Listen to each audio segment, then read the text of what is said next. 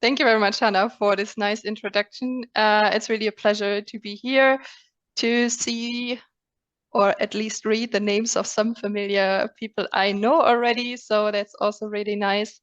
And yeah, I think it was quite a nice introduction also in terms of what TMG is doing.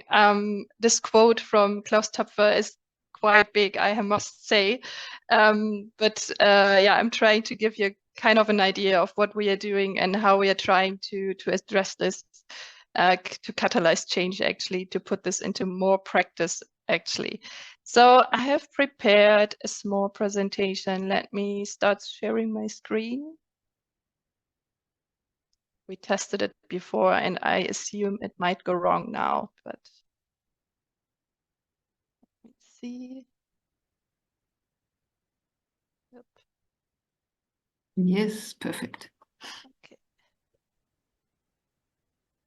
So I hope you can still see that. Perfect. Thank you. So yeah, so what I'm going to talk about today, and I think you have seen that small summary also, is to talk a bit about our work from the Land Governance Program on empowering communities for just transition, especially in the context of land degradation neutrality, and in particular on in the context of the United Convention on Drought. Well, that's the short one. So first, let me briefly introduce TMG a bit further. So you have heard already, it was founded by Klaus Töpfer, Alexander Müller, and Hartmut Gassner. That's the acronym TMG. It was founded 6 years ago, and we have a small office, or we have, yeah, it's increasing, an office in Berlin and a small office also in Nairobi. And we have mainly 4 programs, all in the context of sustainability.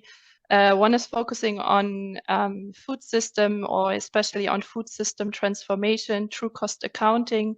That's one important pillar of our work. Then also nature-based solutions, urban food futures.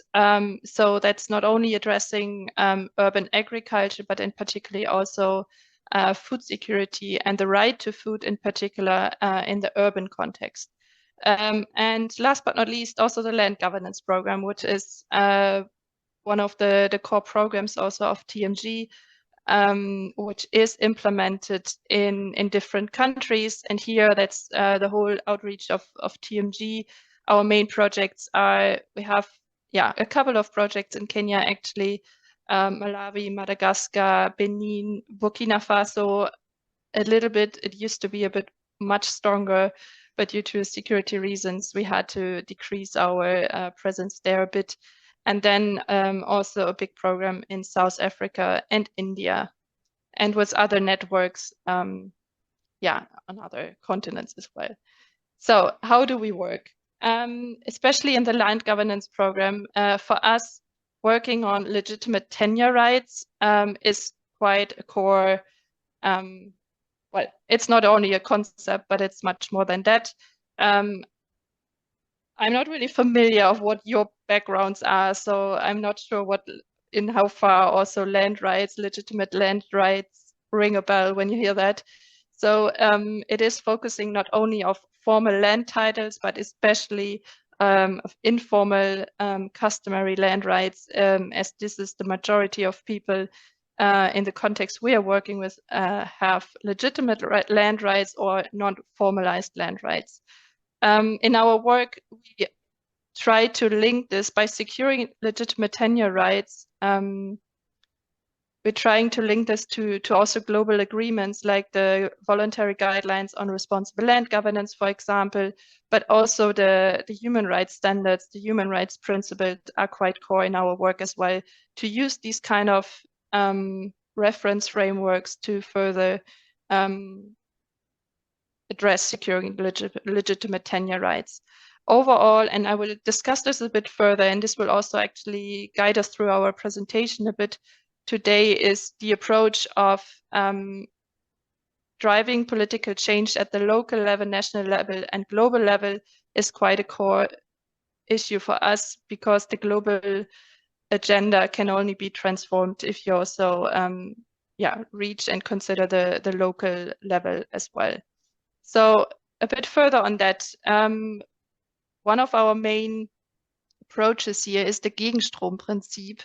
Sorry, that's a German term, and we really struggle translating that, but it's basically interconnecting or considering that there is multi-level governance, but in particular, this is also interconnected and how this is influencing each other. So for us, working at the national level, by, for example, strengthening local CSOs and also subnational institutions, bringing that further to the national level, creating exchange, creating dialogue spaces between those levels, and then bringing that to the global level or the global agendas is quite an important point. So what I wanted to visualize here is basically our approach is, on the one hand, to work at the national, from the local level to the national level, but then to even think it further and see, okay, what are the different learning moments, what can we learn from the different countries, to bring that together, and then to see if, for example, a joint position is being developed by different CSOs at the national level, or the different context, how can we then actually bring that back to the global level? That's why I put the learning space here in the middle, because that's actually the thing that we are as a think tank also trying to address and to accompany, by bringing evidence back to the global level, and then being able to also advocate and influence the decision making, for example, in the Rio Conventions and other climate agenda. So focusing, if we think this further at on the side of land and land rights, it is captured in the global agenda, but quite on a different level. So for us, land is a common denominator across the Rio Conventions. So across in the Climate Convention, in biodiversity, but also in the Drought or Land Convention, how it's sometimes referred to, it's a fundamental component. So all the actions, most of the actions that are taking place, that are being committed actually by the global agenda, are actually taking place on the physical space on land. So it's quite, you might think, okay, yes, of course, everyone knows that, but putting all of these numbers of the commitments together, you reach a number, and which is here on this slide, of 1.2 billion hectares. That's more than 20 times the size of Kenya. So if you consider all the climate pledges, being it through the national determined contributions and other targets, you have a commitment, or to actually also reach the climate targets, you would need 1.2 billion hectare of land. Of course, this is not all land that has to be also changed from, for example, agriculture or cropland to forest land, but even 630 million hectare are considered to face significant land use change. So why am I telling you this? Because often you think, yes, we need more forests, we need more forest protection. And I think everyone would subscribe to that to reach the climate targets. That's completely correct.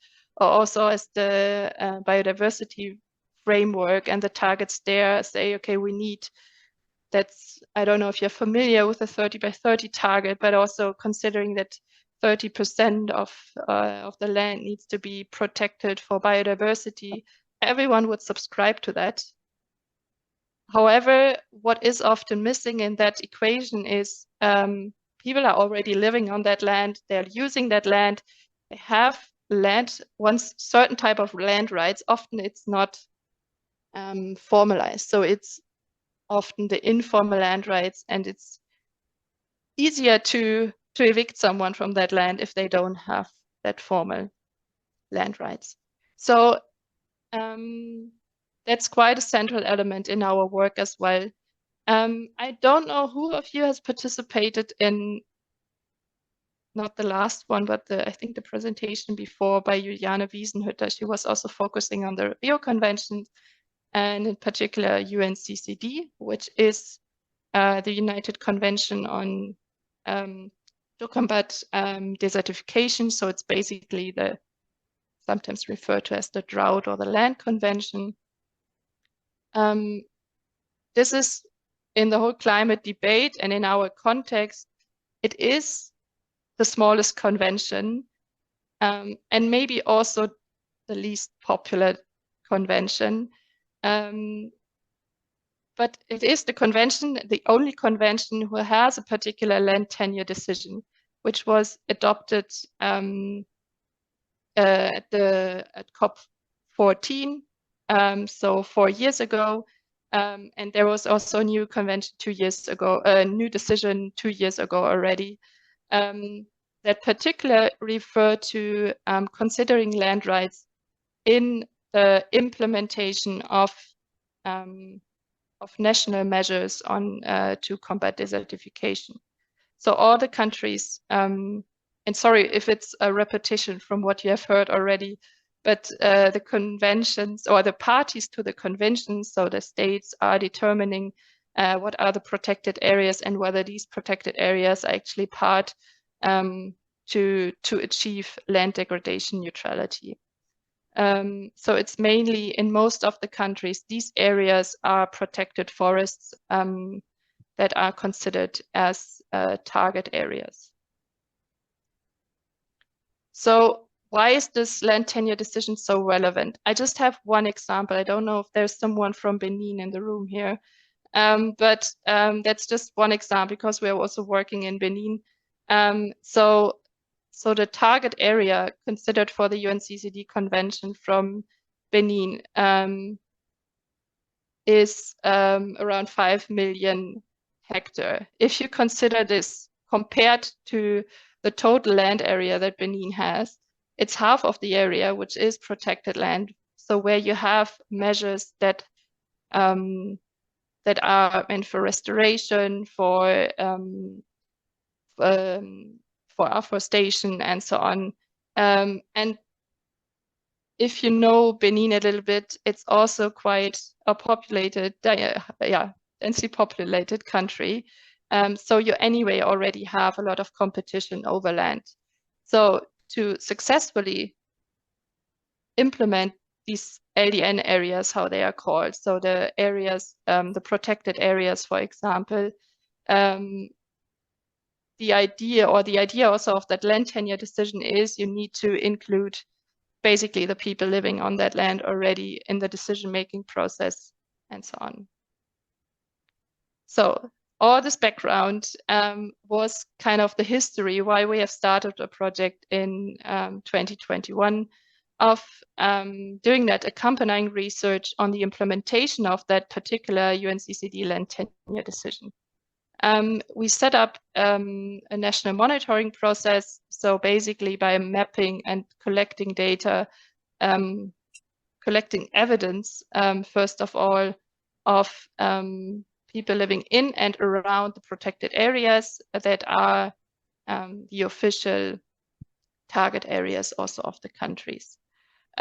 Using this evidence is used at the national level also to increase accountability, to demand accountability, to also remind the states of that tenure decision or to see how this can be improved. The next step, and I will give you some more details about all these different steps, but that's the overall project framework. It's about bringing all this evidence back to the conference of the parties. At the UNCCD level, this is happening every 2 years. So it's happening again this year at the end of this year, which is COP16 from the UNCCD. And then also to see how are these different, is our evidence actually, what kind of impact that could have, or what kind of learnings do we have for the other Rio conventions who do not have such a land tenure decision.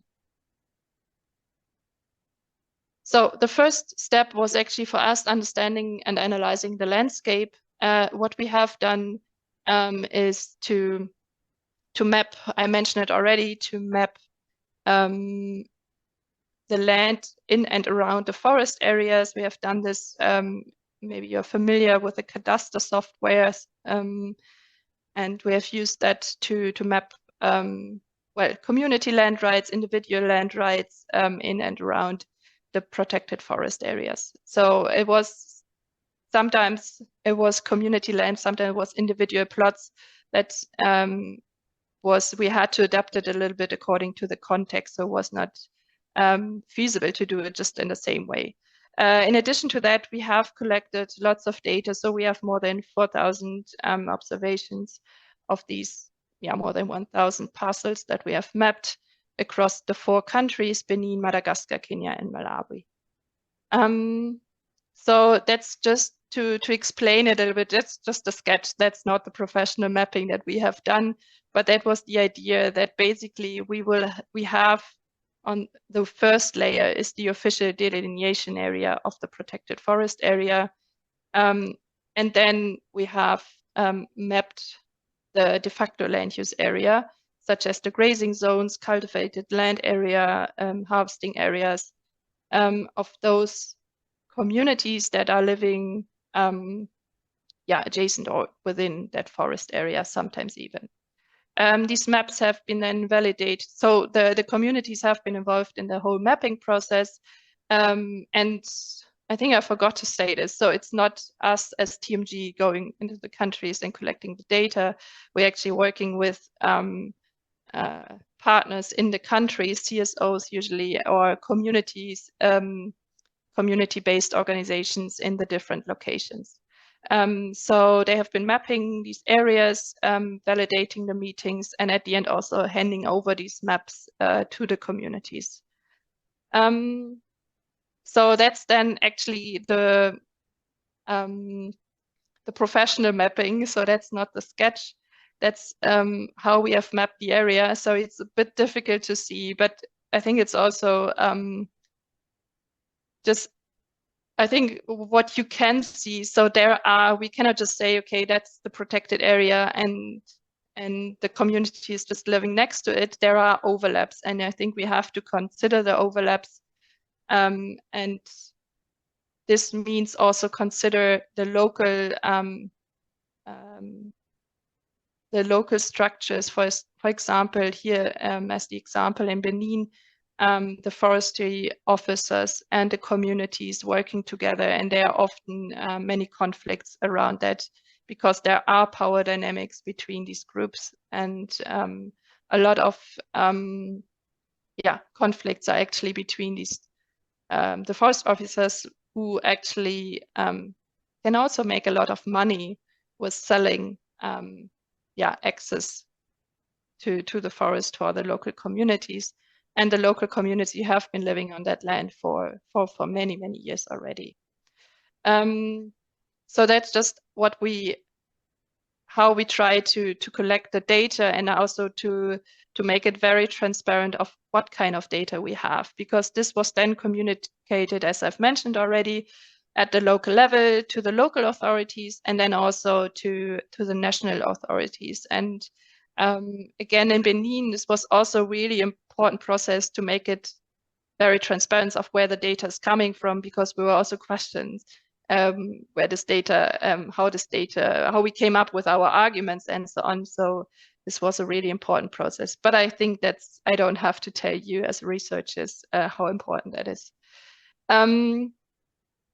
So what we found out is that all the communities living adjacent to the forest, that's the numbers you can see here is an example from Madagascar.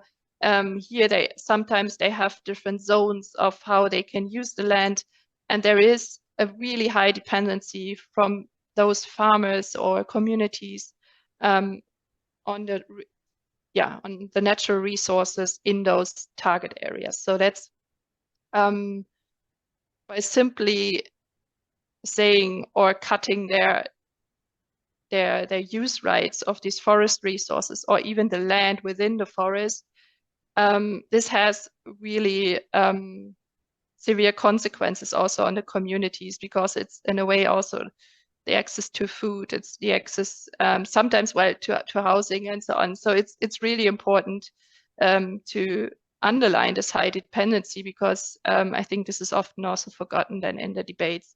And if you what we are bringing in as arguments here is also very much the human rights framework and the human rights approach, because the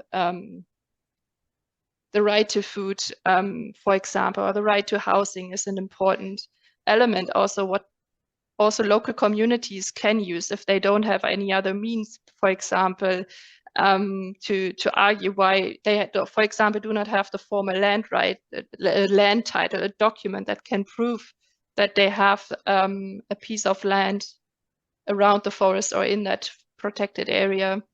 Then using the human rights framework can be one example of or one way of using that, national human rights instruments, global human rights instruments to demand access to land.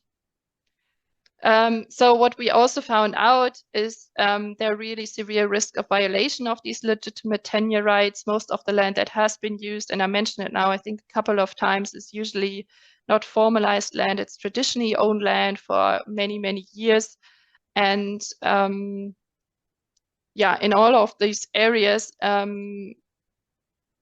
those communities that we have, where we have done the data collection, between 7 to 22% living in these areas have already experienced land conflicts. So that's I think, quite a high number. And it's between communities and the forest officers, as I've already mentioned, but also between farmers and pastoralists, but also within the household. So, for example, between men and women, we are also working a lot on women's land rights. That's also basically a big issue here, and how this can be reported. And so in terms of the risks, also stricter management policies then even jeopardize more the right to access forest land, for example. And that's can have quite severe impact on the communities.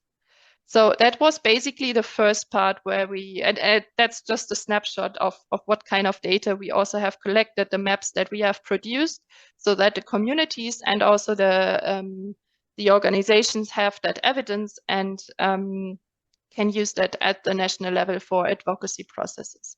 So that was then basically the second part, also together with the communities, to create these spaces of dialogue, to create more trust between, for example, the forest officers or also the national ministries and the communities, of where this data is coming from, how the data can be used and how this can be improved. So that was, for example, in all of the countries or case study areas, we have done the validation of the mapping products, the multi-stakeholder workshops, but also trying to really individually see what kind of existing policy processes are there and how can we come in. For example, in Kenya also there was a process of a strategic development plans of the community land that were ongoing, and we were able to include that into our findings into that process. So from the 10 case studies that we have, and all the other work of the now 2.5, 3 years that we have worked on this, we have discussed also with all of our partners together, proposed solution pathways. So it first of all also includes, and that's what I have outlined already, is the basically getting the evidence to be able then to do evidence-based advocacy, to use the data, to have something in on paper and to say, okay, this is the current status, but then to create the spaces for policy dialogues around that, so between communities, between the community and the national level, and then translating this research into action and using that for accountability mechanisms. So overall, we have worked a lot well, in all of the countries, we have worked with different civil society organizations and that are now, yeah, also transferring that knowledge in other contexts already. And in Benin, we have also started a process, basically only at the end of last year, to also create an alliance of different CSOs working in that context. So working on land rights, but also some others working on sustainable land management, working on more on drought issues and so on, to bring them all together to then have like a joint voice to bringing that up to the national level. And we are now also further working with them that they can find a space in the global debate as well. So that's just a snapshot of what we have done in terms of that work. A bit more on the proposed solution pathways, you can also find online in a small publication. And this will also be further used in our work more on policy engagement now in the coming year. And that's what I wanted to briefly outline now at the end.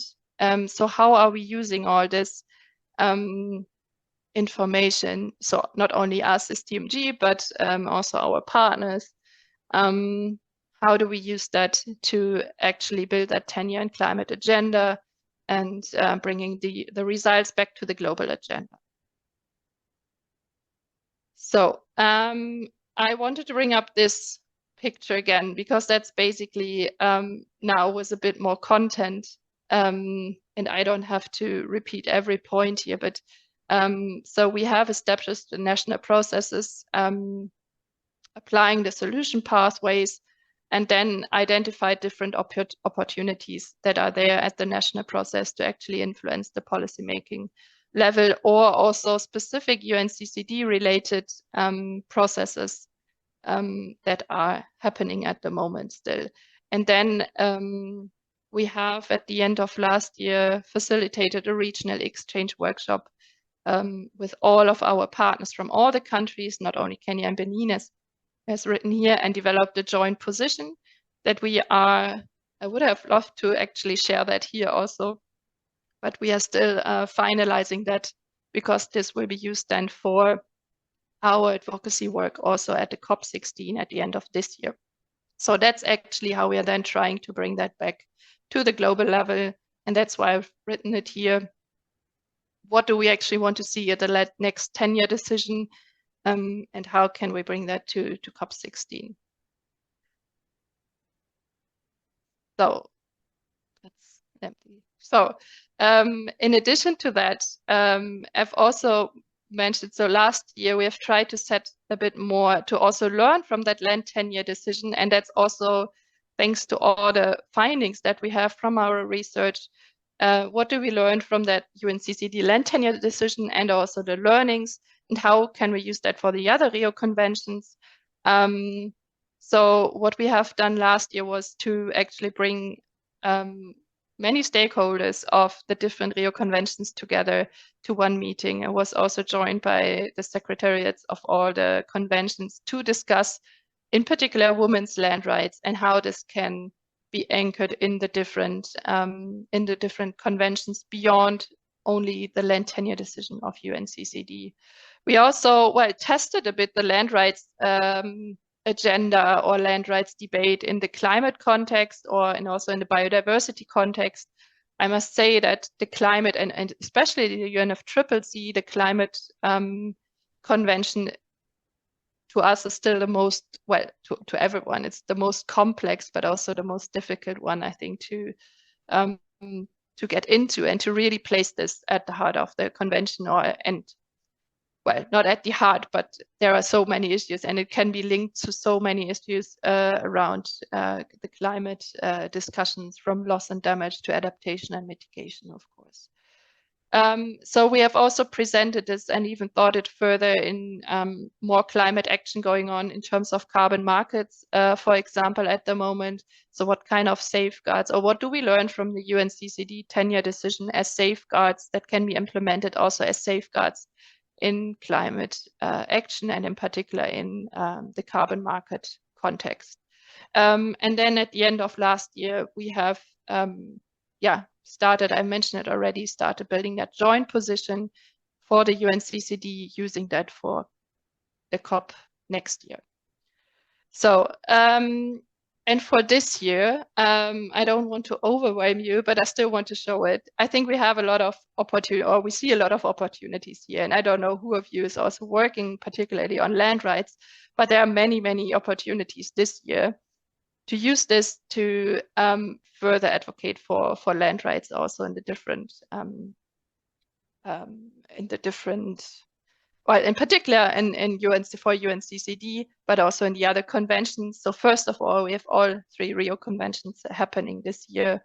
The UNCCD will celebrate its 30th anniversary this year. So although it's the most unknown convention, I think we see a lot of opportunity because as drought becomes more and more an issue in so many countries, I think also the whole convention should be strengthened, and using that anniversary can be one way of doing that.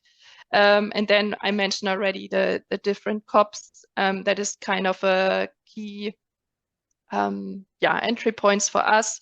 And that's also how we want to, where we want to bring in that local evidence that we have gathered, and the partners, of course, and feeding that into a whole initiative of different stakeholders. What is mentioned here below, the initiative to enhance the synergies across the convention, that we actually look at it from a joint perspective. So with that, I'm basically done with my presentation, and thank you very much. And I hope, and I guess there will be many, many questions.